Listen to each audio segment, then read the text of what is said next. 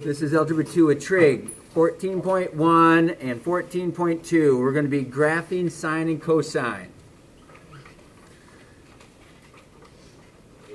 So the sine graph is a periodic graph. That means it repeats itself again and again and again.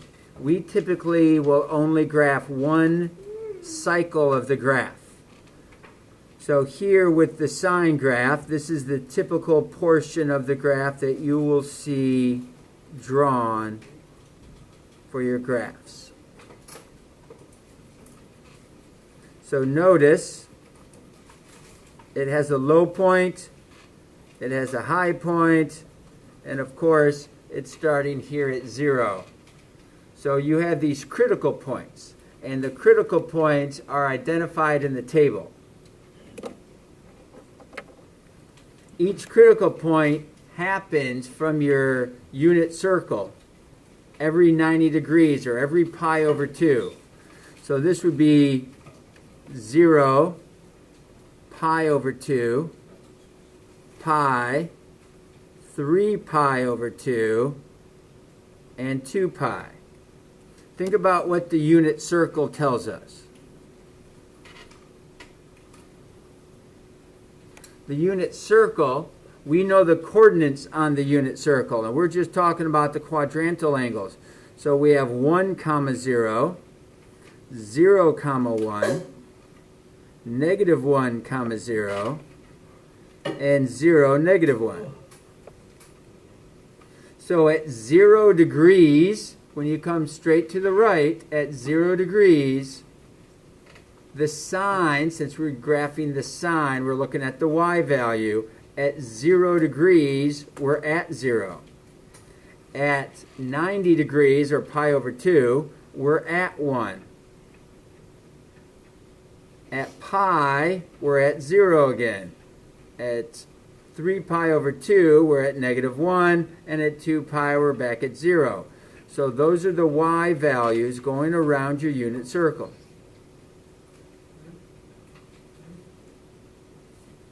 The cosine graph, very similar to that, are critical points. The cosine graph looks like this.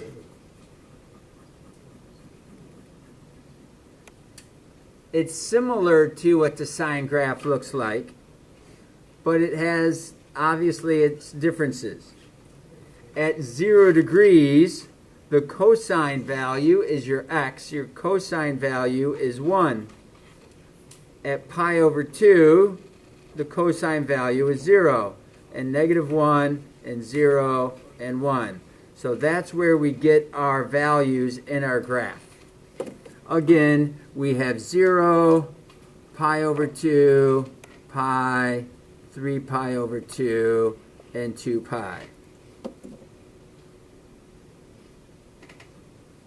So the domain where these graphs go, they go forever to the right and forever to the left. They just keep repeating their pattern. So it's considered all real numbers. So the numbers we would be referring to are the angles. What is the cosine value when we give it a larger angle, like 7 pi? We could calculate what that would be by thinking about a unit circle and 1 pi, 2 pi, 3, 4, 5, 6, 7. The cosine graph would be at negative 1. The range. The range has a maximum height of 1 and a minimum height of negative 1. So we could say negative 1 is less than or equal to y is less than or equal to 1. That would be our range. The amplitude. The portion of the graph considered the amplitude, in this case, it's the distance from the x-axis. And we're going to learn that today that line that splits the graph right in half is going to be considered a midline. So it's the distance from the midline. That's considered the amplitude. So with this, it's the distance from the midline, in this case it's the x-axis, down to your lowest point. That's a distance of 1. Or to your maximum point. We also have it clearly on the sine graph as well. That would be your amplitude. So the amplitude is half the distance of the minimum, well, half the distance of the maximum m and the minimum m, which in our case is 1. If we change the amplitude, it's going to be greater than 1. But for these parent graphs, it's going to be 1. Each function is periodic, which means the graph has a repeating pattern. That means the graph is going to continue to repeat itself. We start here and we go down and back up, and then we repeat itself and go down and back up.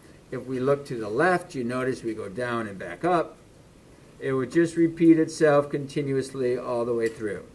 So that's called a periodic graph. The shortest repeating portion is called a cycle. So we have graphed a cycle, and that's all you need to do when you're graphing out in your assignments is one cycle of the graph. You do not have to go to the left. You do not have to keep repeating it. You just need to do one cycle, and that's what we'll do in our example. The horizontal length of each cycle, the x value.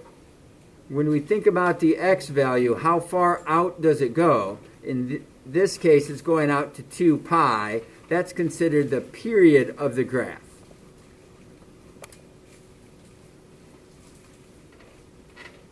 And here, the period is 2 pi.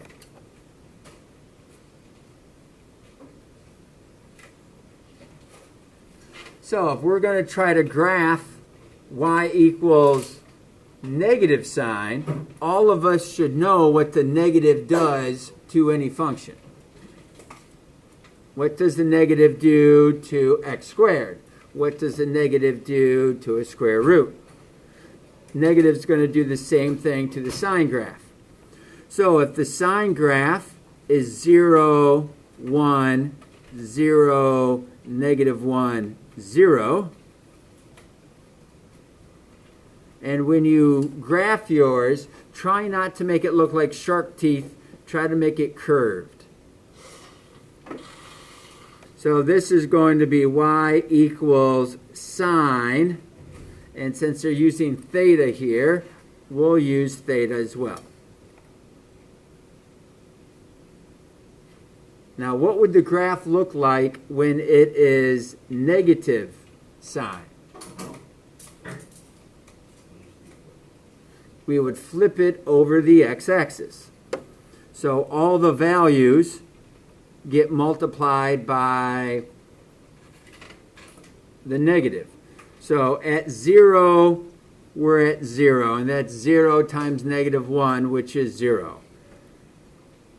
1 times negative 1, 1 times negative 1 is negative 1, 0 times negative 1 is 0, and then we're at 1 and back to 0. So your graph is going to reflect over the x-axis, and that is negative sine of theta.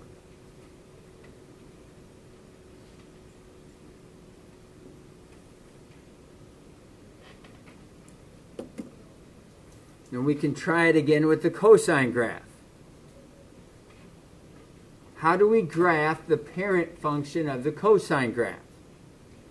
What do we start at? If you need to think about the unit circle, you can do it that way. At 0 degrees, you know that that is directly to the right of the origin. We're at 1. So at 0 degrees, we start at 1. At 90 degrees, or pi over 2, we're at 0. And we keep continuing through. -1, 0, and 1. So we go to -1, 0, and back to 1.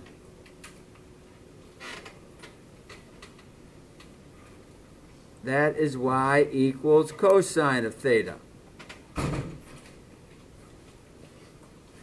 What's the negative cosine going to do? It's going to flip it over the x-axis, or over our midline in this case. So instead of being up at +1, we're going to be down at -1. 0 is still going to be 0. We were at -1, now we're going to be at +1. 0, and then back to -1. Try not to draw them like shark teeth. Try to make the curves in and out of each critical point. So that is y equals negative cosine of theta. And we could label all our x-coordinates, our x-axis, pi over 2, and then this would be 2 pi over 2, which is the same as pi, 3 pi over 2, and 2 pi. Notice that they are both reflections.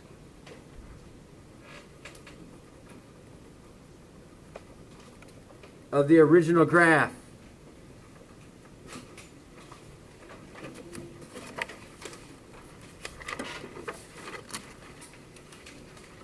Now we can get a little bit more complicated. We can look at a value in front of the sign. We just looked at a negative in front of the sign, so that was really just the number -1. Here, the A denotes a change in amplitude. An amplitude other than 1 causes a vertical stretch or vertical shrink. The amplitude is always positive. So when we talk about an amplitude, even if it's a -3, the amplitude is still considered a positive A value. The change in the period. This gets a little bit more complicated. This is where the x scale is going to change. We're either going to stretch the numbers out or we're going to shrink the numbers in closer. We would no longer use pi over 2 and pi and 3 pi over 2 and 2 pi. They will get changed, and that'll be calculated. The period is 2 pi divided by b. And then we will want to look at an increment.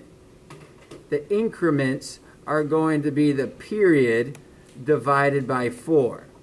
That is, what scale are we going to use in our table? What increments are we going by?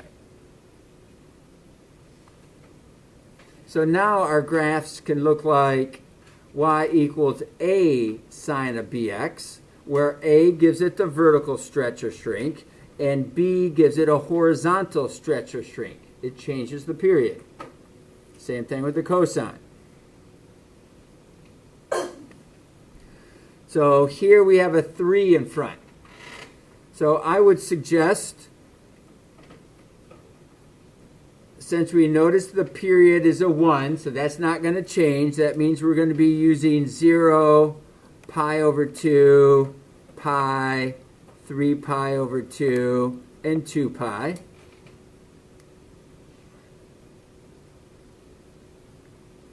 When we graph y equals cosine of x, we know that that is 1, 0, -1, 0, back to 1.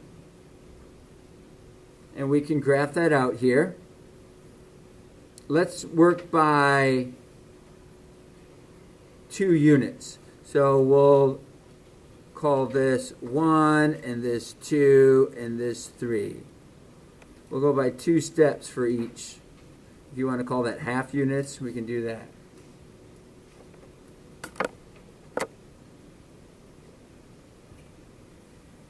So the cosine, we start at 1, then we go to 0, And we go to negative 1, back to 0, and up to 1.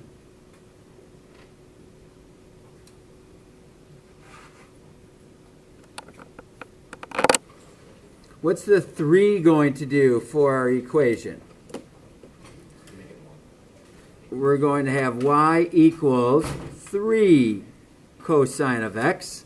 Means you're going to multiply every y value by 3. So 1 times 3, and 0 times 3, and negative 1 times 3, and 0 times 3, and 1 times 3. So those are your new table values.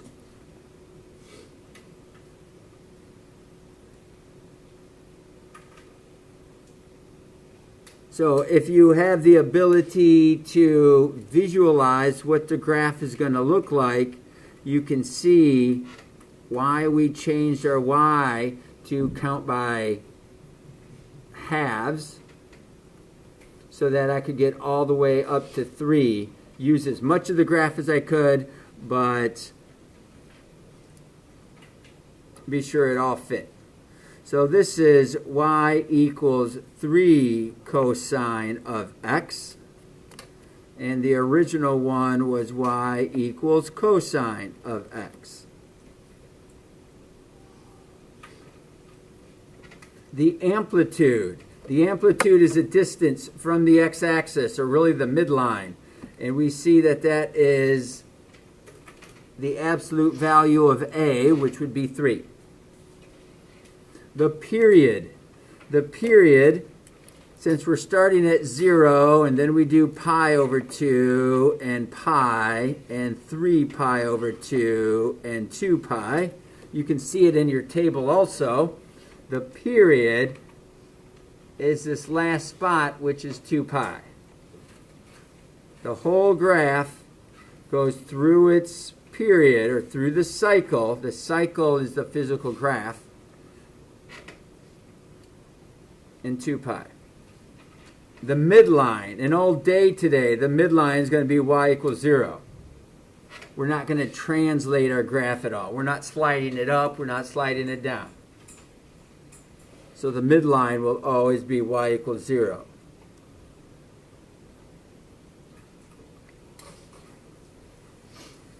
So let's come over and try another.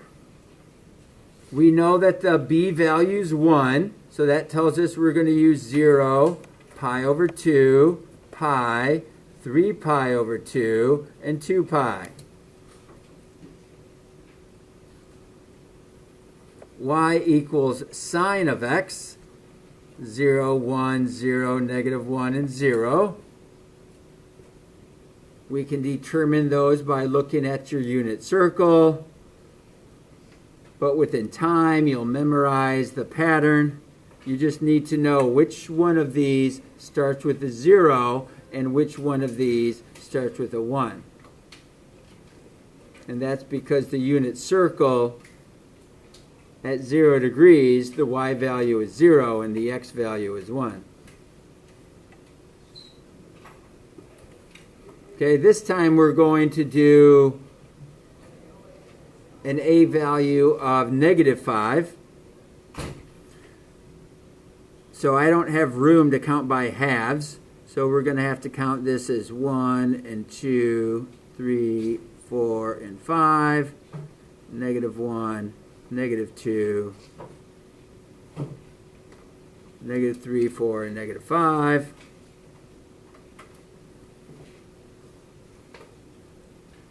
When we do our sine graph,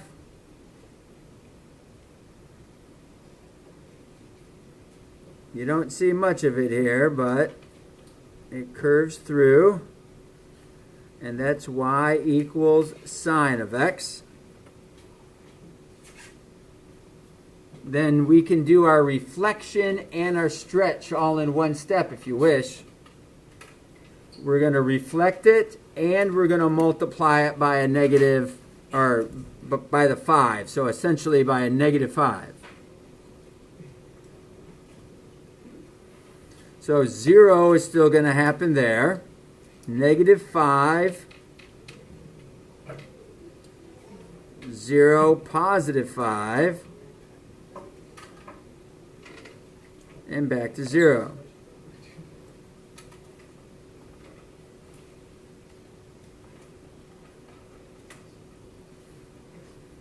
And that's the graph y equals negative 5 sine of x.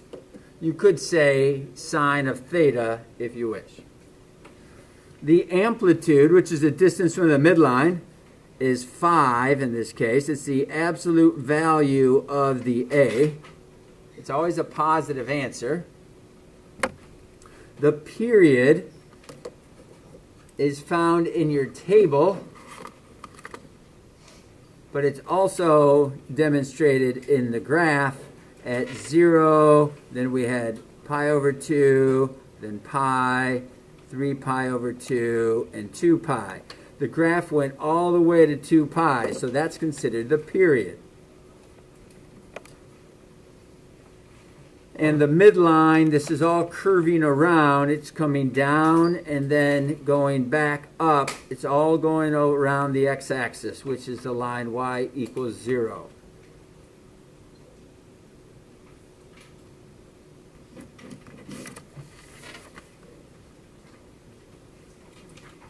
Okay, a few more to try here. Now, this time we have 3. We have a b value in this case. So we need to calculate what the period is. The period is 2 pi divided by your b. That's how you calculate the period.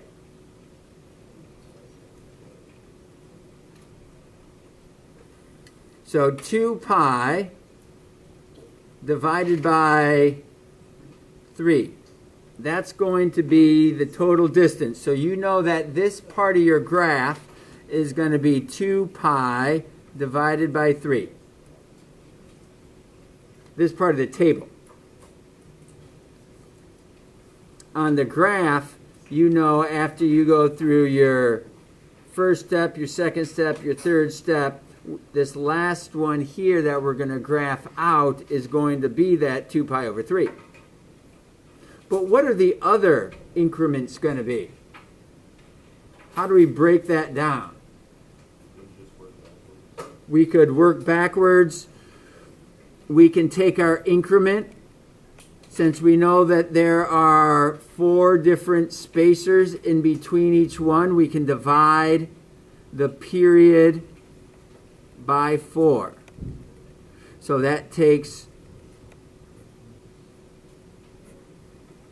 2 pi divided by 3 divided by 4, which means you have to take the 2 pi divided by 3 and times it by the reciprocal. Well, this is 4 over 1, so we're going to multiply it by 1 over 4. That gives us 2 pi over 12. Can that be reduced at all? That becomes pi over 6. So that is the increments that we'll be talking about. So our first one, remember, don't forget to start with 0.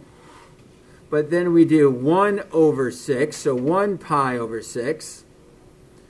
2 pi over 6. Can that be reduced? Then we have 3 pi over 6, and that can be reduced. And then we have 4 pi over 6, which is reduced. So those would be our increments. So here on our graph, we could label those in there. Pi over 6, pi over 3, pi over 2, and 2 pi over 3. If we think about that on the unit circle, those are going up by 30 degrees each time. 30 degrees, 60 degrees, 90 degrees, 120.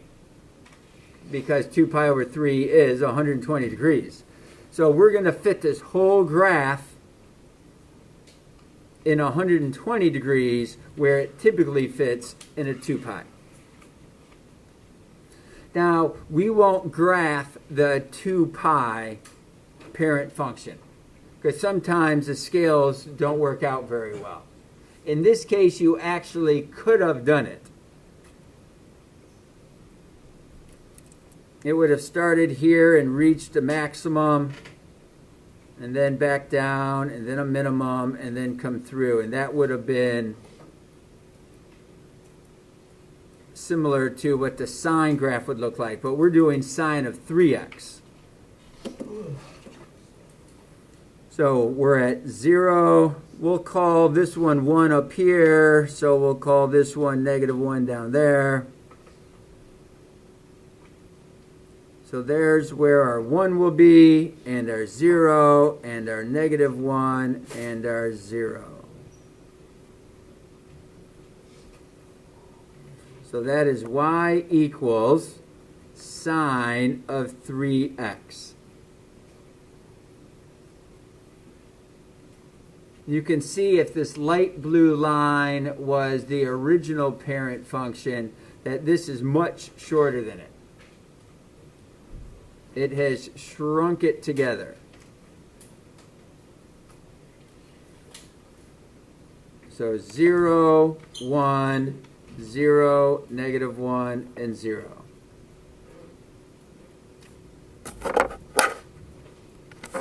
The amplitude, of course, is 1. The period we calculated as 2 pi over 3. And our midline has not changed. We haven't seen a k value yet, so we're still at 0.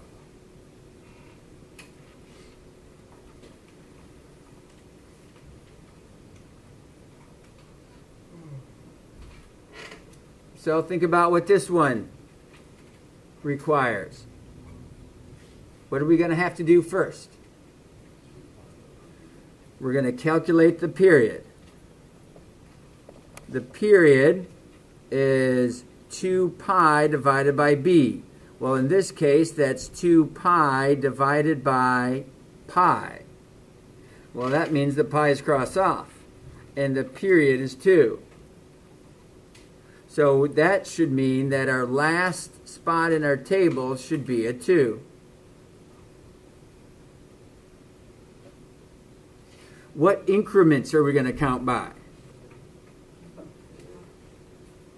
So the increments are going to be the period divided by 4. So that's 2 divided by 4, which is known as a half. So we'll start at 0, and we'll have 1 half. Then we'll have 2 halves, which can be reduced. Then we'll have 3 halves. Then we'll have 4 halves, which is reduced. We can put those on our grid as 0, 1 over 2, 1, 3 over 2, and 2. We know that the cosine graph, y equals cosine of x, would be 1, 0, -1, 0, and 1. We'll call that 1, and down here we'll call this -1. So that is kind of the basic format. Y equals cosine, actually pi x is what we've just done. So over here, I did write this as cosine x, but this should really be pi x. And then when we reflect it, I'll use this color. When we reflect it, it will look like this.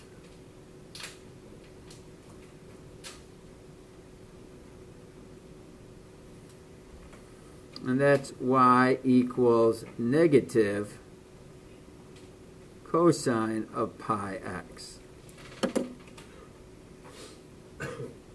That gives us an amplitude of 1, a period of 2, and a midline of 0.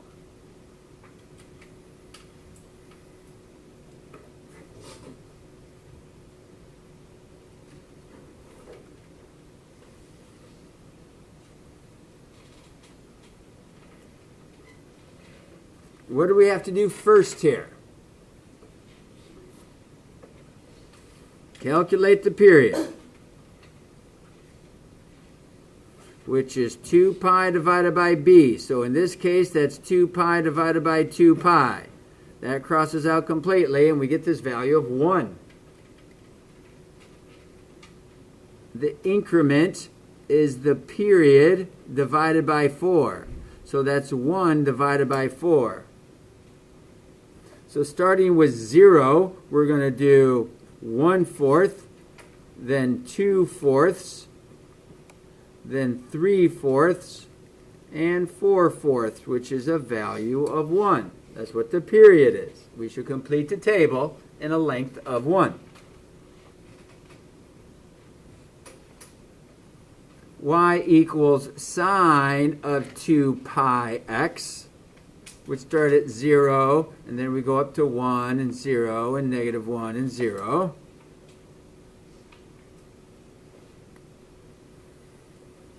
So we could label this on our graph at 0, 1/4,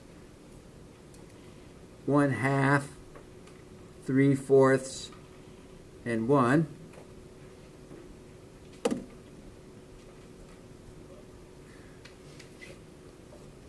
Now, you see what the A value is. The A value is 1/4. So we want to do 1/4, whatever we make our 1/4 of our 1. What's our 1 going to be? Let's go up 4 steps so we can be somewhat smart about our decision there. If we only called one line 1, and then we had to do 1/4 of that, it would be very difficult to see any change. So our sine graph starts at 0, goes up to 1, and then back to 0, and then -1, and back to 0.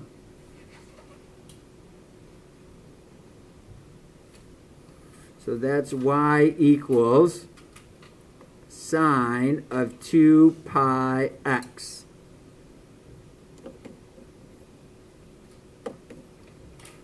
Now we're going to do 1/4 of that.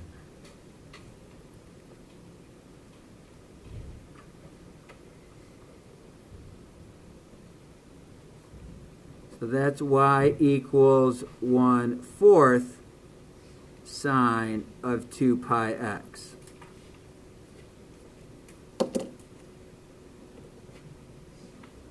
So the amplitude is just 1/4. It's just 1/4. The period was 1 and the midline was 0.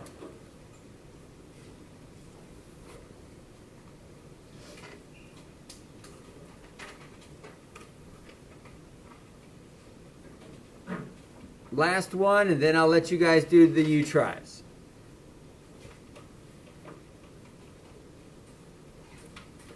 So what's the first thing we do? Determine the period.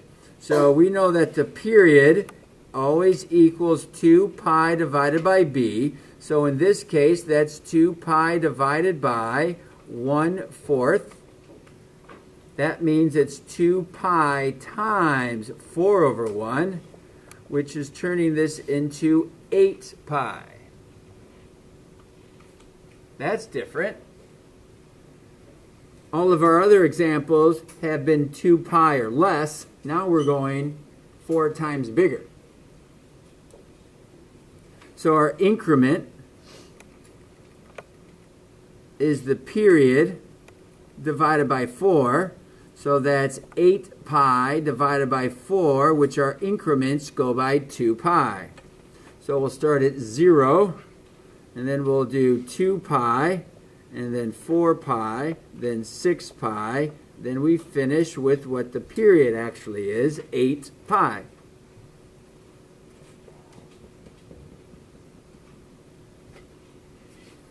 So we'll start with y equals cosine of 1/4 x. So we know cosine always starts with 1, and then 0, then -1, 0, and 1. We can get some of these values on our graph. our increments are 0, 2 pi, 4 pi, 6 pi, 8 pi. Now notice that we're not jumping and making it physically look longer. That would be great. Then it would be very obvious what this 1/4 is doing. All of our information is right there in the scale. That this is stretched out much farther than it was in any of the previous. This is a cosine graph, so we're going to start up at 1. So we can call this 1 and this 2 and this 3. You think about what your scales need to be for now and the end. So starting out with your basic graph, that would be y equals cosine of 1/4 x. And we'll put the other two graphs together as one. We'll work with the negative and the reflection all at once. So now we're going to start at -3. So let's see. Y equals -3 cosine of 1/4 x. Gives you -3, then 0, then +3, 0, and -3.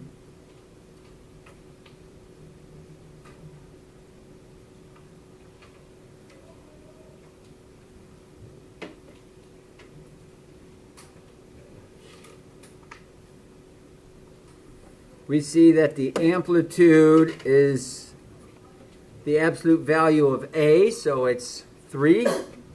The period we calculated out as 8 pi, and the midline, we have not had any translations yet. We are still at 0. All right, I'd encourage you to work through the last two.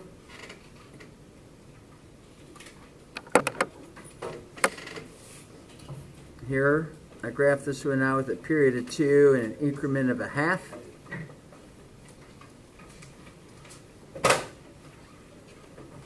It was vertically stretched by 5/2, which is 2.5.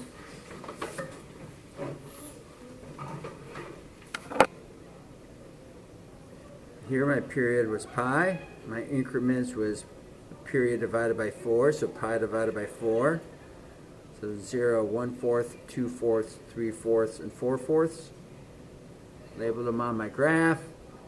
Graphed them out.